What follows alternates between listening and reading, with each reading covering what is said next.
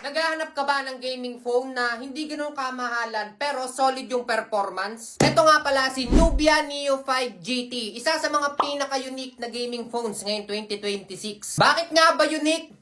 Unbox muna natin. Kung makikita nyo mga kaibigan, box pa lang, alam nyo pang malakasan na. Syempre pagbukas nyo, ulo nyo makikita yung cellphone, pero mamaya na yan. As usual, wow, may kasama siyang clear case, SIM ejector pin, warranty card at mga manual yata, ganun. At syempre, yung kanyang fast charging. Unang mapapansin dito is yung gaming design niya. May RGB lighting pa na umiilaw habang naglalaro ka. At din yung likod niya, kaya hindi siya masyadong maalog pag nakapatong sa table. Perfect para sa gaming setup. Pagdating sa performance, powered siya ng MediaTek Dimensity 7400. Kaya kaya niya ang heavy games like MLBB, CODM, at marami pang iba. At ang pinaka-astig pa sa cellphone na to, may built-in cooling fan siya. Wow. Hindi lang basta cooling system, may actual fan siya sa loob. Kaya mas stable yung performance kahit matagal kang naglalaro. Sa gaming feature naman, meron siyang shoulder triggers o Neo triggers para sa mga 4-finger gaming tulad ng CODM. Basically, parang mini gaming console yung feel niya sa kamay. Alam mo yun? Sa display, may 134 Hz refresh rate.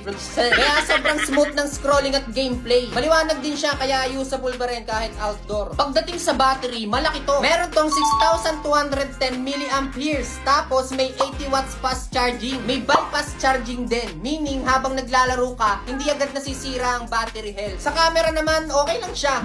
50MP main camera. Hindi siya pang flagship photography. Pero decent naman for everyday use. Pero bukod dun, panalo ka na kaagad. Dito pa lang sa cooling fan. Smooth na 144Hz AMOLED, malakas na battery at gaming triggers. Kaya kung naghahanap ka ng budget gaming phone, dito ka na sa Nubia Neo 5 GT. By the way, magkakaroon nga pala sila ng event this coming March 28, 2026 na kung saan nandun si Miss Sanya Lopez, ang Onyx PH at ang napakagwapo. Ito yung napakagwapong lalaki na nakilala ko sa buong buhay ko. Walang iba kundi ako. Kaya join the launch event and get ready to enter the Neoverse. Kaya kita-kit sa mga taga-Megamall dyan.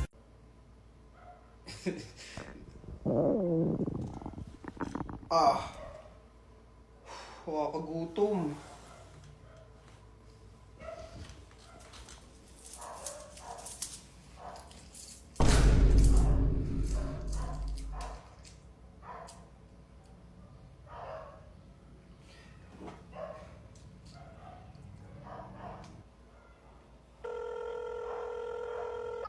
Hello po? Ay, sir, dadiretsahin ko na po kayo. Nagugutom po kasi ako. Kaso, wala po akong budget ngayon. Tatanong ko po ngayon sana kung baka papayag po kayo na pwede akong gumawa ng promotion video kapalit na lang po ng food. Opo, videographer po ako tapos content creator at the same time. Kaya ko pong gawa ng magandang video yung product nyo kahit ipakita ko pa mismo na akong kumakain.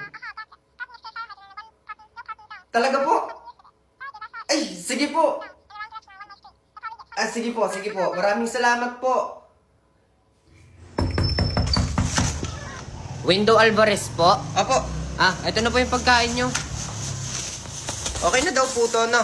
Opo sir, pakigandaan na lang daw po. Sige po, thank you po. Okay po. Let him cook. Let him cook now. Let him cook. Let him cook now. Let him cook. I said let him cook.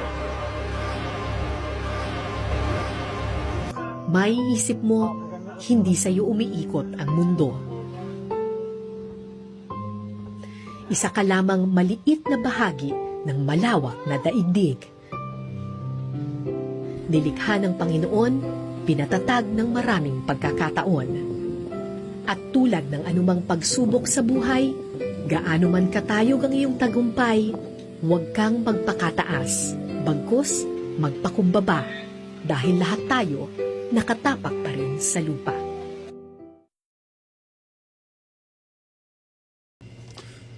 Nagluluto ka pala, sample. Okay, sige, magluluto ko kasi sakto. Nag-request din naman si Nicole na ipagluto ko daw siya ng bistek. Ngayon, magluluto tayo ng bistek. Hindi ko alam kung bistek pa ba to kung tatawagin dahil rin natutunan ko kay Brother Leon. Siyempre, hindi naman perfect yung bistek ko walang kanin, kaya saing muna tayo.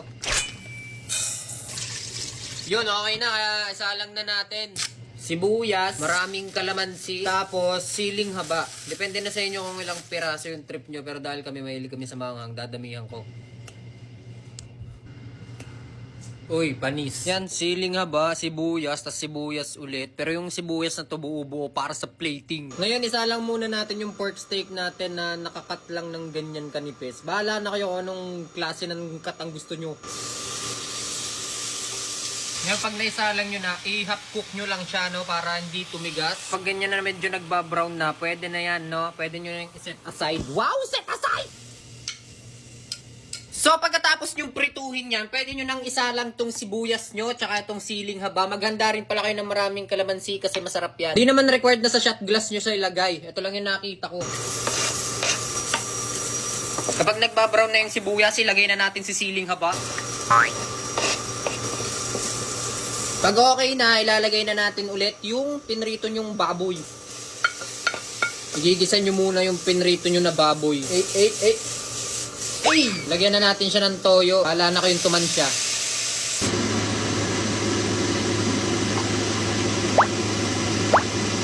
Tapos lagyan nyo ng paminta. Pag hinalo-halo nyo na, lalagyan nyo ng konting tubig lang.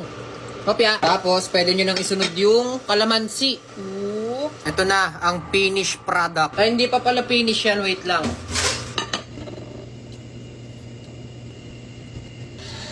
Bistek pare. Kabahan ka na Ninong Ray. Teren, ang bistek ni Wendu. Oh, di ba?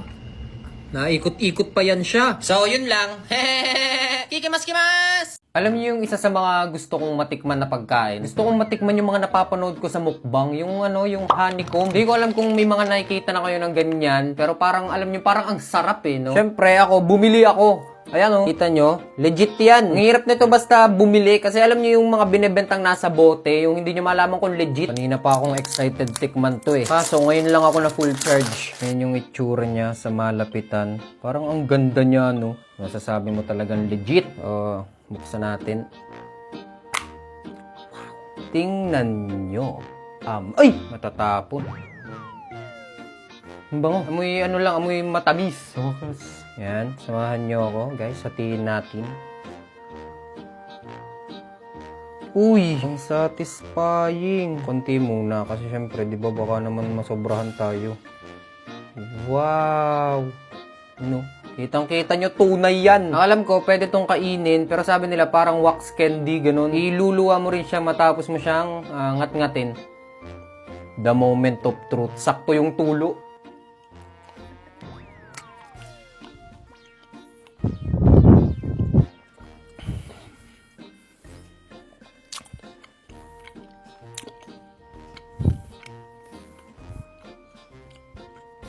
Ang sarap. Sobrang tamis lang. Pero ang sarap ng pagkamatamis niya. Tapos, ito na yung yung pinaka, yung laman.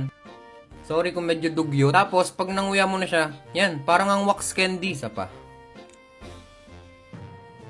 Cheers.